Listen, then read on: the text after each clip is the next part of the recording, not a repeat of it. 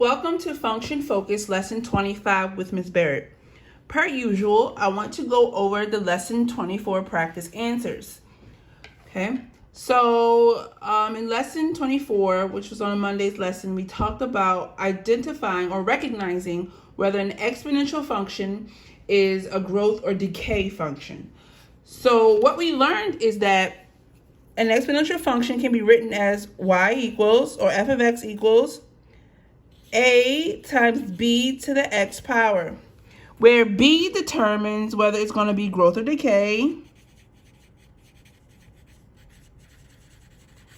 and your a tells you what your y-intercept is. Okay. Now, what I wanted you to do in the practice was to determine whether the function represents an exponential growth or an exponential decay, means either it's getting bigger or smaller, and state the y-intercept. I'm not going to go over all of them, but I do, because you can see them, obviously, and you can see if your answers were correct or incorrect, and if you have questions, ask questions during the Zoom meeting we're going to have tomorrow. But I did want to go over a few of them. So, for example, number 2, we have g of x equals 8 times 3 divided by 2 raised to the power of x. So I think always, if you're trying to determine whether it's a growth or decay, first I label your A and label your B. So here A is 8 and B is 3/2. Okay, so based off of that, we can determine if it's a growth or a decay and what the y-intercept is. So our B tells us whether it's a growth or decay, and here we have 3/2. Now, what a lot of people do is they say, oh, it's a fraction, so it must be a decay. It must be less than 1. But if it's an improper fraction, 3 divided by 2, that's an improper fraction, which means the numerator is bigger than the denominator. This number is greater than 1. 3/2 is the same as saying 1.5. So don't be fooled by the fractions. Okay, actually look at the fraction and determine whether the fraction represents a number that's greater than 1 or less than 1. Okay, and because b is 1.5, which is greater than 1, then it's going to be an exponential growth. And since our a value is 8, our y-intercept is 0.8.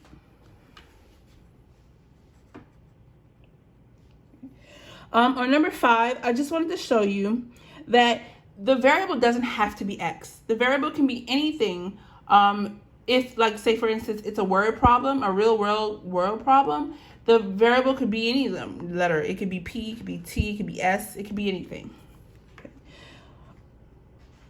All right, now let's look at number 9.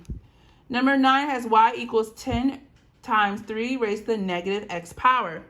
This one is the tricky one. You have to remember the rules of negative exponents. Okay, when you have a negative exponent, you have to flip the b value. So here, where it was originally 3/1, we had to flip it and make it 1/3, and then we can make the x positive. So this becomes our new exponential function. We do not want negative exponents, so you have to change it. Now, once we changed it, we realized that our b value is actually 1/3 instead of 3/1, and our a value is 10, which stayed the same. So because our b value is 1/3, it's a decay because it's less than 1, b is less than 1, and our y-intercept is going to be the point 0.10 because our a value was 10. Okay, so go ahead, and if you want to pause it and look and see if your answers are the same.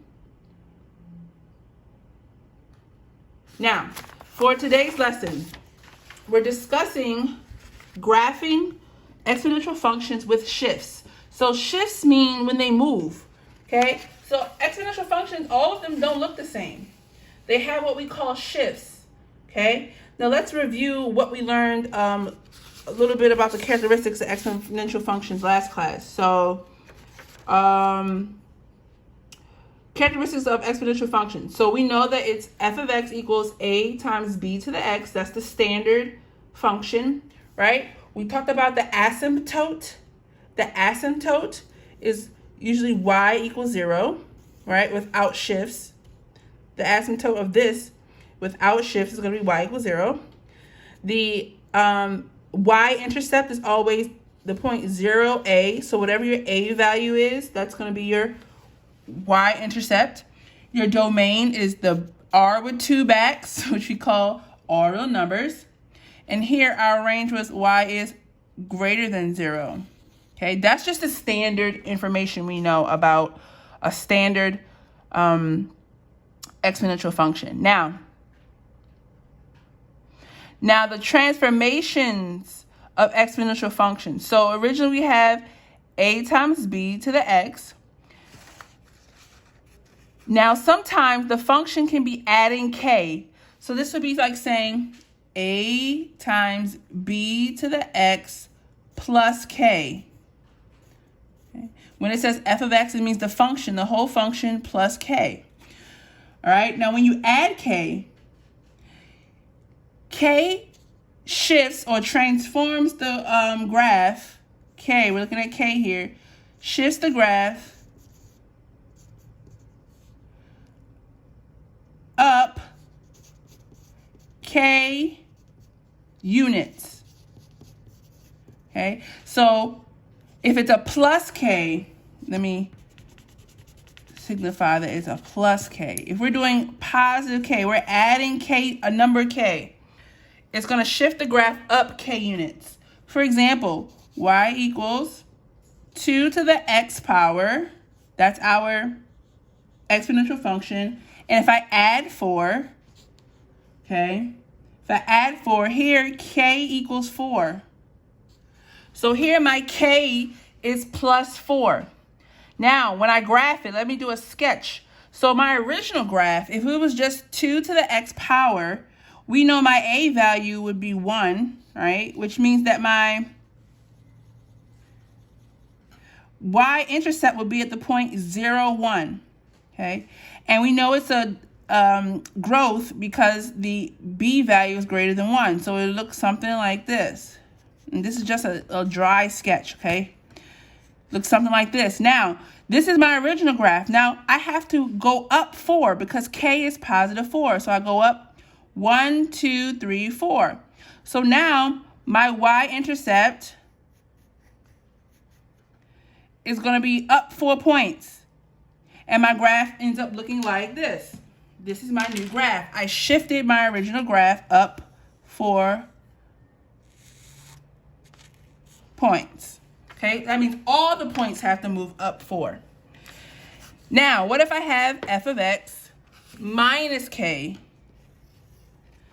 That's going to shift the graph down k units. Down k units. For example, y equals 2 to the x power minus 4. The whole thing, the whole function minus 4. K here is negative 4, which means I have to go down 4. So if this is my original graph, okay, and my original graph for all of these is going to be the same. It's going to look something like this. I'm trying not to make it too dark, so it's going to look something like this. And that's the point 0, 1, right? I'm at 0, 1. Now I have to go down 4. So I'm going to go down 1, 2, 3, 4. So then if I was at 1 here, I went to 0, negative 1, negative 2, negative 3. Okay. Now my graph is going to be here. Okay, this is now my new graph at negative 3. I took my original and I went down 4. So the original is the pencil and the new one with my shift is in the green. So that's how K tells you whether you go up or down. Now H is a little different. H is a little different. Now H is the function with the x plus h, the function of x plus h. So here we go. If my original function is a times b to the x, the h is part of the exponent plus h. So this is x plus h. Okay, if you want to, you could put parentheses. It's x plus h. So the h is always in the exponent. Okay, so h shifts your graph either left or right. So if you have x plus h, okay, x plus h is like saying x minus negative h. Okay. It's like saying x minus negative h because two negatives make a positive, which means that the h is actually a negative number. So if you have x plus h, it's the opposite of what you see, and that means you shift to the left h units. And h is a number, so it could be 5. You would shift to the left 5 units. Let's look at an example. Y equals 2 times raised to the power of x to the plus 3 to the power of x plus 3. That means h here is negative 3 because the opposite of what you see. H is negative 3. So that means my graph is going to shift left because h is negative. That means my graph is going to shift left. So my original graph looks like this. Same one as we always had so far. So this is the point 0, 1. I have to shift everything to the left. So I'm going to go to the left. So if this is 0, I'm going to go negative 1, negative 2, negative 3. So then my new graph looks like this.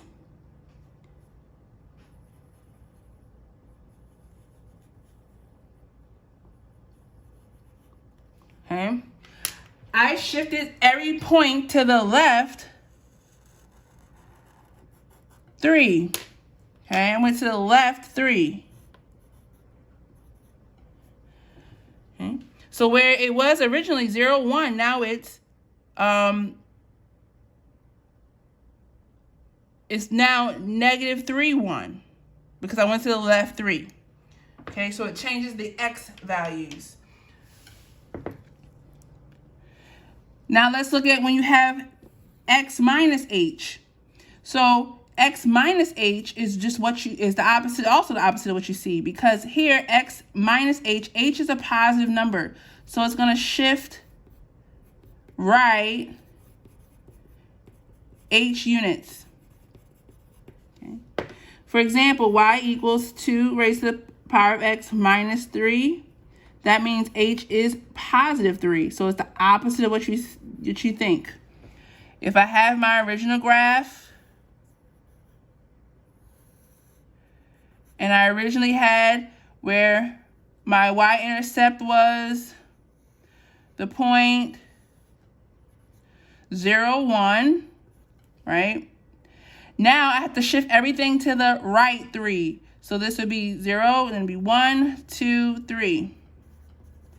And then my new point, if I shift this point 0, 1 to the right 3, it will be now the point 3, 1. Almost dropped you guys. And then it'll look something like that. Okay.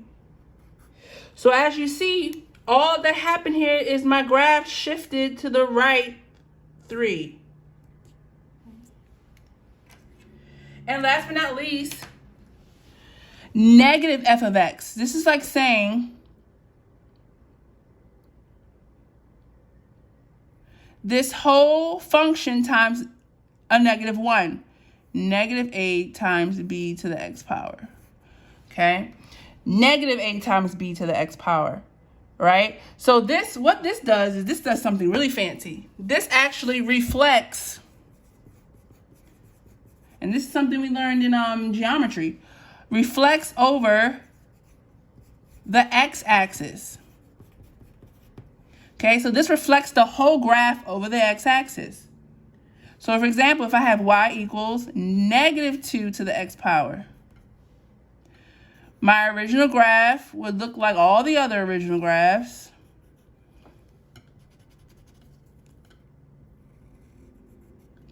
Okay.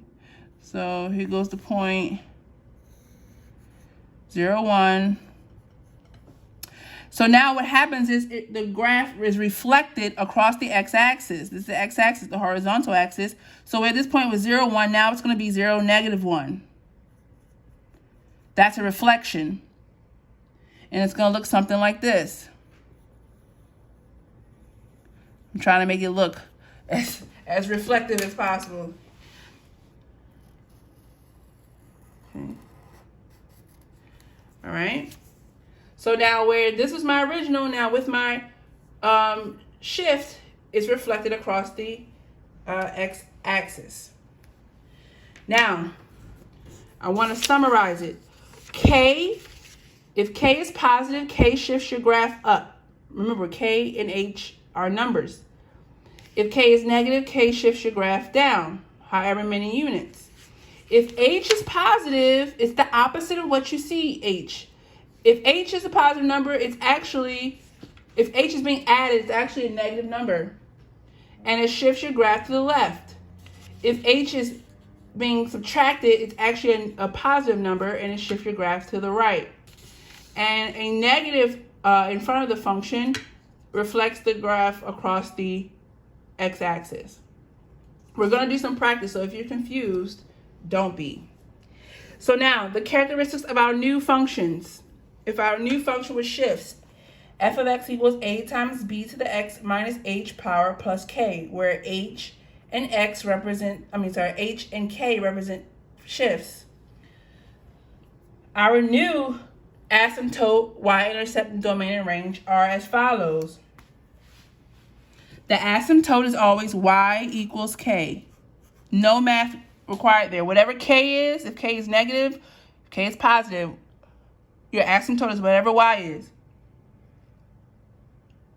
Okay. Your y-intercept is now 0, a, whatever a is, plus k. Okay.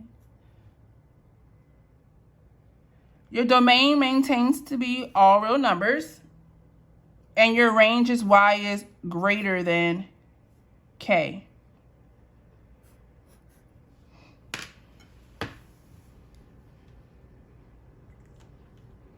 And your range is y is greater than k. Okay. So that's our new information. We'll need to use this when we're trying to decide this information for graph with shifts. Now, let's look at some practice problems. Says sketch the graph of the new functions if the parent function shown is y equals 2 to the x power. So the parent function is the original without the shifts. Okay, that's what we mean by we say parent function. Okay. Without shifts. Write that down. So the parent function without shifts is 2 to the x power. It says state the asymptote, domain, and range of your graph. Okay, so this is the original. All these reds are the original, and we have to show what it looks like with the shifts. So here we have y equals 2 to the x power minus 4. So remember, h is always in the exponent. So since this minus 4 is not in the exponent, this is k. So k equals -4. Okay, k equals -4. So that means we have to take all these points, and because k is -4, we have to shift down 4. Because remember, k tells us either up or down. It's because k is -4, we're going to go down. So we're going to take every point, these 2 points, we're going to take both of these 2 points and go down 4. So it's 1, 2, 3, 4. And then take this one and go down 4. 1, 2, 3, 4. And then just redraw your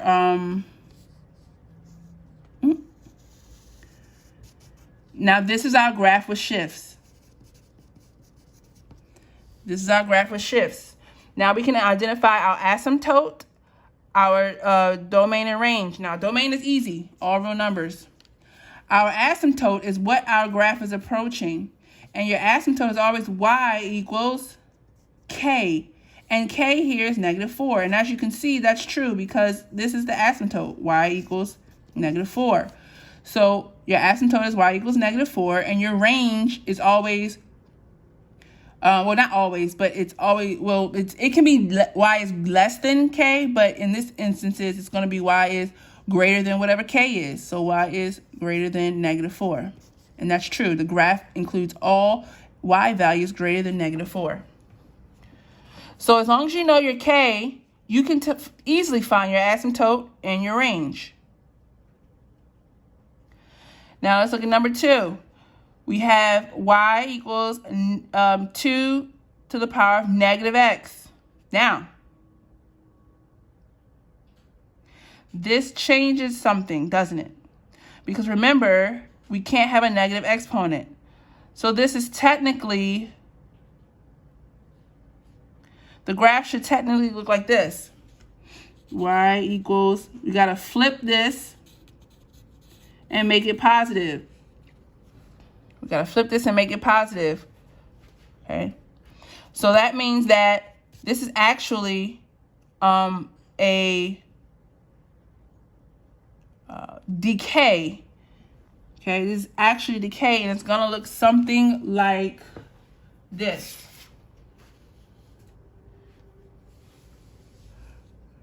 The same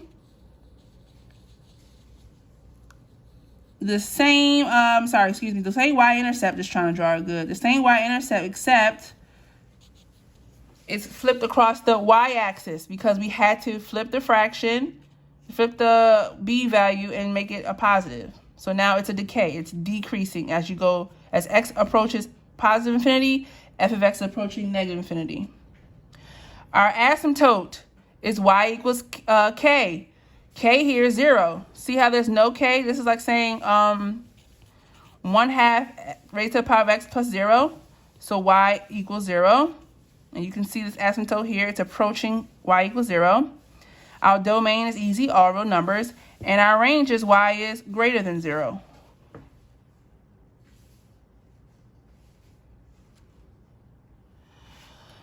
Okay. All right. Here we have y equals 2 to the x power plus 3. So what I'm going to do is I'm going to see what has changed. So my shift is in my exponent. So that means it must be an h. H is always in the exponent. And because it's x plus 3, it's like saying x minus -3, which means that that h is -3. Okay. Remember, it's the opposite of what you see. So since it's x plus 3, that means 3 is negative, not positive. And h tells us that the graph is either going to shift left or right. And because h is -3, it means we're going to shift left 3. So I'm going to take my 2 blue points and I'm going to shift them both left 3. 1, 2, 3. And 1, 2, 3. And now this is my new graph. Okay. Okay, so my asymptote is y equals k, and here k again is 0, so like saying plus 0. So y equals 0. That means my range is going to be y is greater than 0, because remember, these two numbers are going to be the same, and my domain is all real numbers. Number 4.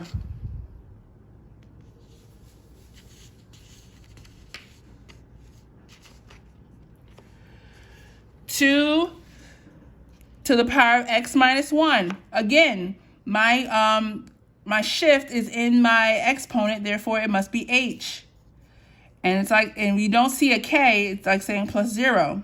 So here, x minus 1. So since x is subtracting 1, that means 1 is a positive 1, because it's the opposite of what you see. And since h is a positive 1, that means I'm going to shift to the right 1. Excuse me. I'm going to shift to the right 1. So I'm going to take my original graph and I'm going to shift each point to the right 1.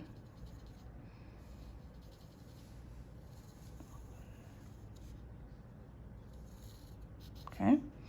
And now my asymptote didn't change actually. So it's because it's y equals k and it's already 0. It's still 0. Y equals 0. That means my range is also y is greater than 0 because these two numbers are the same. And my domain is all real numbers.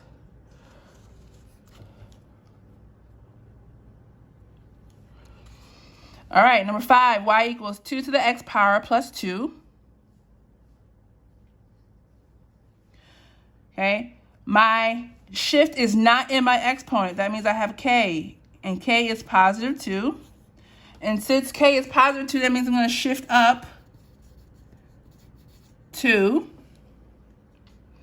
Right, take my two original points. I'm going to take both of them and shift them up 2. And draw my... So basically the whole graph gets shifted up 2, ladies and gentlemen. And when I do that, we see that my asymptote is y equals k, which is positive 2. Therefore, my range is y is greater than positive 2. Because the graph is approaching 2 but doesn't hit 2. And then my domain is all real numbers. Okay, last one together, y equals negative 2 to the x power. Now remember, when I have a negative in front of the whole function, that reflects the graph across the x-axis. Okay, so all I'm going to do is I'm going to take each of my points and I'm going to reflect it across the x-axis. So where this was 0, 1, that looks like... Where this is the point 0, 1, now I'm going to reflect it across the x-axis is going to be 0, negative 1.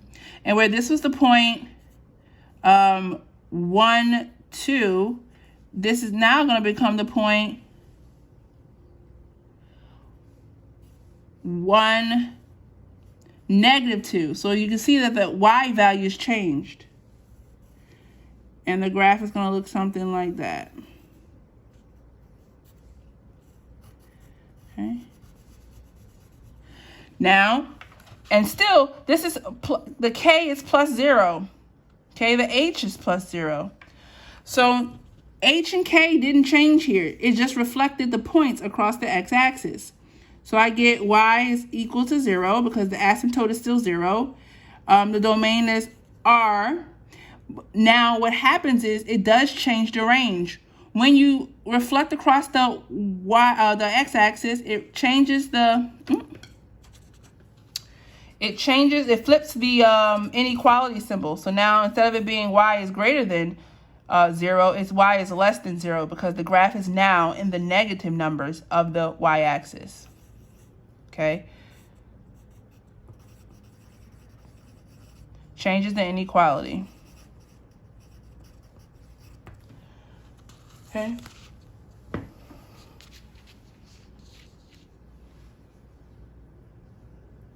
All right, so I want you to pause the video and try to do 7, 8, and 9 on your own, and then we'll come back and do it together. Now, you might have looked at number 7 and number 9 and said, but Ms. Barrett, it looks more complex than the other ones we've done.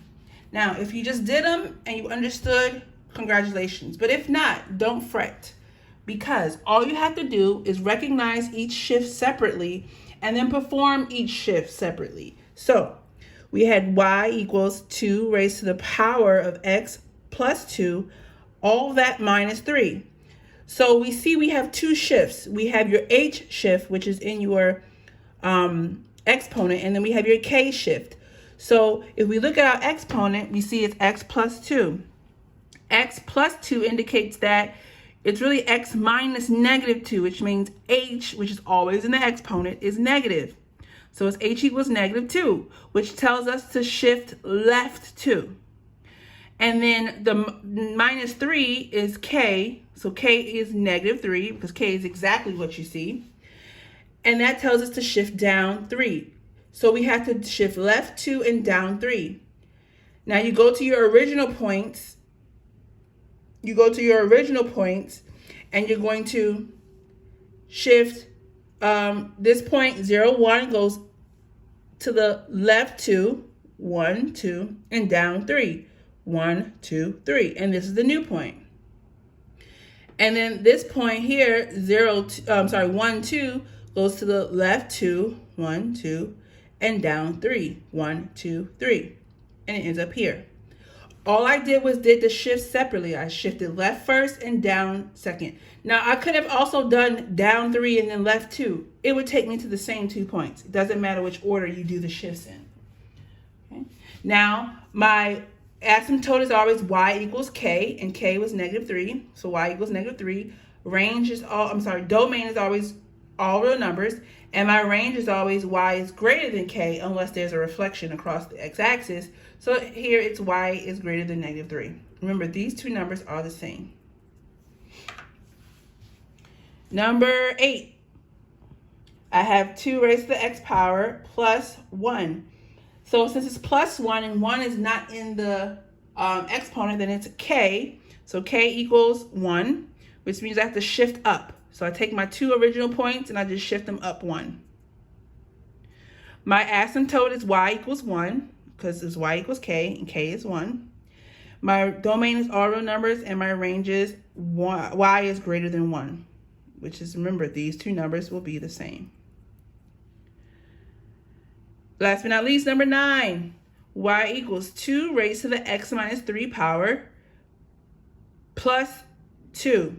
So the exponent has x minus 3, which means that it's h, and h is going to be positive 3, because remember, h is the opposite of what you see. So x minus 3 means that 3 is positive, which tells us to shift right 3. And then plus 2 tells us that k is 2, which tells us to shift up 2. Right? So I'm going to do the shifts separate. I'm going to go up 2 first. Up 2 for this point 0, 1. I'm going to go up 2. And then I'm going to go to the right 3. 1, 2, 3. And then I'm going to take this point here, 1, 2. And I'm going to go up 2 and over to 3. 1, 2, 3. Okay. Now, asymptote is always y equals k, so y equals 2. All real numbers is our domain, and our range for this one is going to be y is greater than k, which is 2. So y is greater than 2. For your quiz review, you're going to do something similar to this. Okay? You're going to draw your shifts, and then you're also going to tell me what the asymptote, domain, and range is, as well as telling me whether it's a growth or decay function. Okay. I will post that quiz review on Google Classroom, and I suggest that you bring the quiz review as well as as any questions you have with you to the Zoom class that we will have on Thursday. Have a wonderful day. Bye.